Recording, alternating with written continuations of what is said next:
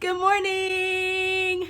Well, it's morning somewhere, and this is LYTE Talks, and I'm Nickeema Lyte, and we're growing in faith, giving hope, and walking in mental, emotional, and spiritual healing.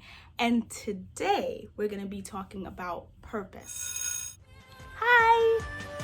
So I'm going to be all up in your face.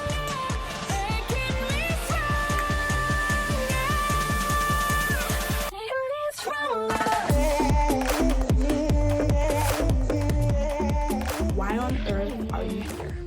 Ever asked that question? Well, I wanted to talk about how do we figure that out? How do we acknowledge or accept that? And then how do we walk in it? So the definition for purpose is the reason for which something exists, is created, or which something is done. And I believe that you were made on purpose, you were made for purpose, and you were made with purpose. I don't know what other people have been saying or telling you, but I just wanted to tell you that truth this morning. So, how do I find out what that purpose is? And I really want to get right into talking about the pillars of purpose. There's 4 of them, and I believe it really gives us an idea of how do we conceptualize this idea of our individual purpose, because we all have one. It's literally like filling a void in the earth. When we're not walking in our purpose, the whole earth is in anticipation and waiting. It's something really important for us to understand also, to feel fulfilled. I think of this analogy of, I'll use my phone. Don't laugh at me, guys, it's my work phone. So if I use this phone instead for a paperweight where it would hold down my papers or hold down my books, you guys would call me crazy. Why? Because that's not the intended purpose for the phone. But a lot of us are literally operating as paperweights in our lives. Maybe because we don't know what the purpose of it is. Maybe because we don't know how to actually use it. But one of the things that I think is important to understand is we first have to go to the creator of that particular device to find out the functionalities, what the purpose is, how to use it, why we use it. And I believe the same thing is true for our lives. Who created us? What did he create us for? And how do we get the best use out of our lives so we're not paperweights? So I hope that gives you some understanding. But the 4 pillars of purpose is gifting, passion, experience, and need. Number 1, gifting. What are you particularly gifted at? What comes naturally to you? What are your talents? And I believe that us understanding this and really working it out, our gifting is what equips us to walking our purpose. So we might have gifts and talents of music, gifts of talents of talking, gifts and talents of counseling, nurturing, so many different areas. And we often have more than one gift or talent, but it's literally what equips us to be able to walk and fulfill that purpose. The second is passion. What are you passionate about? When you see a situation, what is the thing that nags you or bothers you? And it seems like no one else is noticing. That's what you're passionate about. That's what you're drawn to. It might be social justice. It might be mental health. It might be cooking. There's certain things that we have passions about, and it really is what motivates us to fulfill our purpose. It's the thing that drives us, even on the most challenging of days. That passion is what keeps us going. So passion and gifting. Number 3 is experience. I believe over the course of our lives, we have so many different experiences, some of them that we like and some of them that we absolutely don't like. But these experiences help prepare us for a future.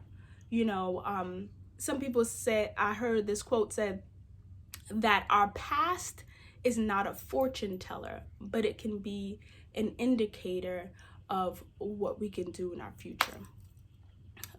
So our experiences help prepare us to walk out and live in our purpose. The experiences that we've had often give us an understanding of where we want to go. The fourth is the need. When we look at our community, when we look at our city, when we look at our nation, when we look at our entire world, what is the need for this particular purpose, right?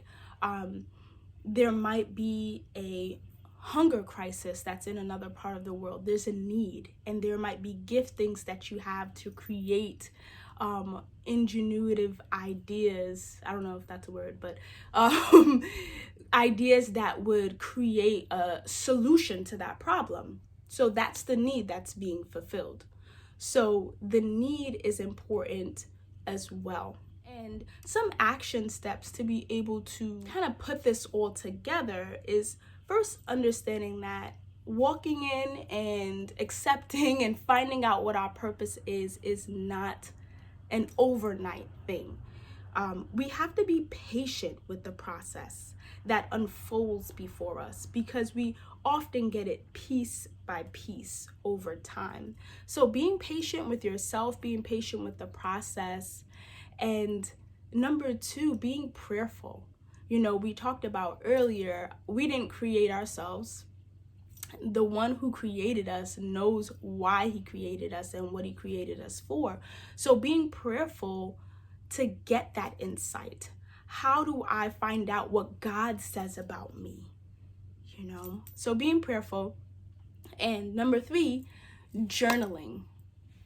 Journaling is so important, and I know that's not everybody's thing, but when we think about what it actually does, we are stewarding over the revelation, the insight, and the information that we get. That's what journaling is about. And if we're relying only on our memory, we're setting ourselves up to fail. Because what about things that were said to you 10 years ago? That journal will be able to record and keep all of those ideas, all of those insights. And over time, you'll reflect and read back on that and realize you've been getting insight about your purpose all along. So journaling is really important. I might do a segment about how to journal effectively at a later point. Look out for that. But also, number four, sharing your purpose with others, like really talking with people, talking the ideas out, bouncing it off of other people. You're getting more comfortable with being able to verbalize and communicate what God has put in your heart. So share it with others. Begin to ask people what their purpose is, and you'll be continuing to walk in ways that are fulfilling, that are enjoyable.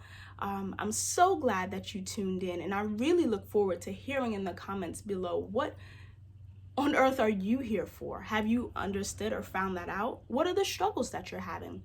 Leave questions, leave comments, and remember, we don't change the world by the way we look at it, but by the way we live it. So go forth and shine your light.